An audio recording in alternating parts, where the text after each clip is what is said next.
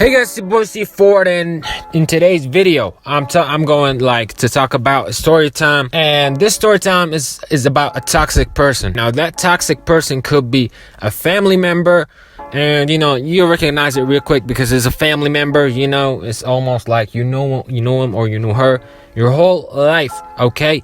But this time it was somebody that I don't know, was so deeply rooted in a way that it's not easy to get rid of that person. You get what I'm saying? Like, you're so used to that person, and that sucks. And as a matter of fact, let me start with the story to explain to y'all how it is. Now, I made videos about my cigarette addiction, and I made videos about being at a phase in my life where things got harder, even harder.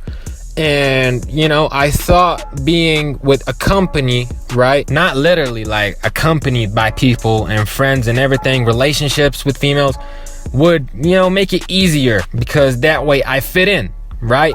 Mind you, before that point where all of that started, for like 4 years, almost my whole high school life consisted of freshman, sophomore, junior, and senior years, I was an introvert, and not so deeply introverted, but everybody that I fucked with was like an acquaintance, okay, to me, mates in school. But I was never the type of person that'll always go out with friends, hang out with groups and all of that, because for some reason I was in a position in my life where I was like, okay, I want to focus on what I want to do in life early on, and that was an escape to me to ignore the real life situations that I'm going through, regardless of how hard they are. But here's the thing: when things got harder with me, when I got back home, that passion for what I do, whether it's, let's say, YouTube, writing music, I don't know, it could be anything, hooping, that decreased because I was too focused on what's surrounding me in terms of problems that are increasing. So for like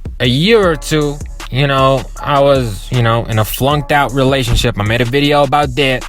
She was for the streets. No offense, but she was for the streets, all right? And I had almost like a best friend that I met in a center where I was, taking extra courses to help me through my last year, senior year, because I was in a different educational system. When I got back home, right, I was taking everything in English almost to get back to a system where everything is in Arabic to study. So I needed that. Now, I knew him there. Well, here's the thing about this guy. I'm not gonna say no names, okay? Let's call him Mark, okay? Although that's very far from what his real name is, but let's call him Mark, all right? Now, Mark was at the time I was 17, he was 19. He failed his senior year two times, because the senior year here is, hard. The hardest year out of the 12 years that you'll be in at school, right? Now, we started hanging out, and that guy was smoking a lot in a way. And when I hang out with him, whether it's in a cafe or wherever, I always have my pack of cigarettes on me, not necessarily wanting to chain smoke like that. But when I'm with him, he talks about certain things. Some of them are valid, some of them are not. What? And I'd be like, okay, we look at each other when we finish the subjects, right, that we talk about. And then we start smoking. I see him light up a cigarette. I light up a cigarette too. And we just be smoking, chain smoking, because we feel bored.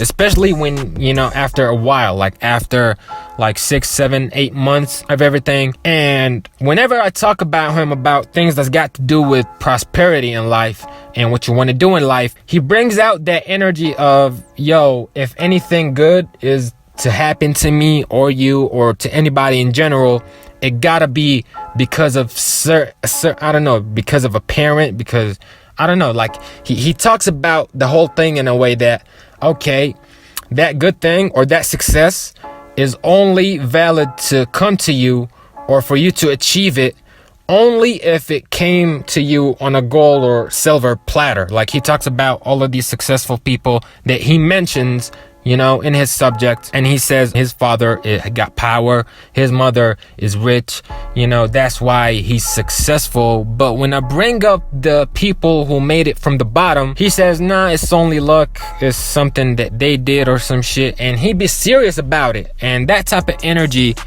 kind of like rubbed off on me without me knowing, because when I hear these things, or when I was hearing these things from him, I used to be like, okay, that's your opinion, but I don't think like that. I'ma get something if I truly want it, if I'm passionate about it. Even if it does not work, I'm gonna do it because I love it, right? And when I suggest anything to him to start with in terms of hobbies and actually investing in those, because that's something that you love doing, a hobby, right? Whether it's making videos, making music, aside from entertainment, it could be sports, anything, drawing. And he was into these type of things. Like he was into playing instruments, art, drawing. But whenever I tell him things to do to, elevate in terms of his hobbies or have the chance to do so, he brings up like his parents. He's too afraid. And it came down to the point where we kept on talking about these things, and he wasn't really afraid of the whole thing. He was just afraid of his parents, especially his father. Now, I ain't gonna lie, sometimes, me included, you'll be having, certain family members, messing with you in terms of not motivating you, right? So, I was like, screw him, man. Just do you, all right? Just make a page and block him and try to get attention, because what you're doing, all right, because he showed me some of his work, is actually good.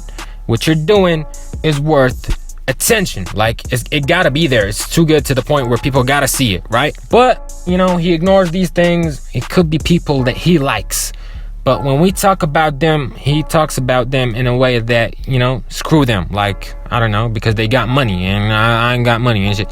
So it's like, damn, like that energy, and it rubbed off on me, and I started feeling demotivated, especially with the circumstances that I was going through. So it was like, man, I came to the point where I was like, okay, man, I was like, okay, let me leave him like aside, because I don't like how this energy is influencing me. I don't know. Do you know how you sit down with somebody and you be like, how could he or she think like that? And even when you find out like the reasons why they think like that and try to help them, a lot of times they be like, nah, I just don't want it, And to me, that's somebody who does not want to progress in life. Like, it's just facts. Like, you just don't want it. You just want to stay there. And I don't know. It's crazy to me.